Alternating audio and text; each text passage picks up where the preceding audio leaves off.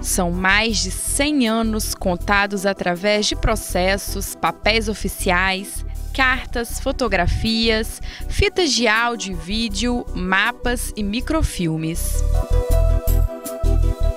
Você já vê o arquivo público? Sabe da importância dele? Pois é, aqui são guardados documentos valiosíssimos que revelam muito sobre o contexto histórico da nossa cultura, como, por exemplo, um acervo fotográfico do ex-governador Jerônimo Monteiro. E para que todos esses documentos sejam preservados intactos, são necessários alguns cuidados, como o uso de luvas antes de mexer neles, assim como mantê-los em uma temperatura controlada. No Arquivo Público do Espírito Santo, você pode encontrar vestígios da sua história e da sua família. Há documentos curiosos, como a lista de desembarque dos imigrantes no Espírito Santo no século XIX. E atualmente, uma novidade: o Arquivo Público recebeu os primeiros atestados de óbitos emitidos em Vitória. O registro mais antigo do acervo mostra o falecimento de um português, Antônio Cabral, aos 27 anos, ocorrido no ano de 1896. Essa documentação de certidões de óbito foi encaminhada ao Arquivo Público pelo Arquivo Municipal de Vitória, né? São mais ou menos 6.132 certidões de óbito. Essas certidões de óbito, elas apresentam informações de nacionalidade, causa-mortes e o cemitério que a pessoa foi sepultada. O que é possível apreender desses documentos?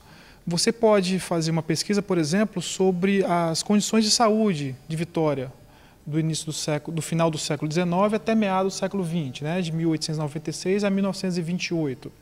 Você pode fazer um estudo populacional também, né? Pode saber a nacionalidade, fazer pesquisas familiares, resgatar a história da sua família, construir a árvore genealógica. Então, é de grande importância que essa documentação tenha vindo para o Arquivo Público. As certidões de óbito elas foram regulamentadas em 1888, com o advento dos cartórios no Brasil, né? E por conta da separação dos poderes, né? Anteriormente, quem faziam os registros era a igreja, e com a separação dos poderes, o cartório ficou responsável por isso. Mas o Arquivo Público não só guarda documentos. De forma geral, o Arquivo Público também trabalha com ações culturais. A gente usa a sala de consulta para exposição de fotografias, também a divulgação de livros, como, por exemplo, a coleção Canaã, que é a publicação de livros, uma linha editorial do Arquivo Público, que acontece a publicação de livros voltados para a história do Espírito Santo. Esses livros estão disponíveis no site do Arquivo Público para download. No ato dos lançamentos também é distribuído exemplares, a gente encaminha para as bibliotecas, para a Biblioteca Estadual, para a Biblioteca das Escolas também. Você tem curiosidade de saber como eram os antigos jornais? Através dos microfilmes guardados, é possível observar manchetes que marcaram a história do país, como a notícia da abolição da escravatura, pelo jornal mais antigo do Espírito Santo, o Cachoeirano. Os jornais microfilmados do Arquivo Público são fontes históricas relevantes no sentido do estudo, né, dos processos históricos. Esse microfilme, por exemplo, do Cachoeirano, do período de 1888 e 89, mostra justamente a transição da monarquia para a república e também a abolição da escravatura no Brasil.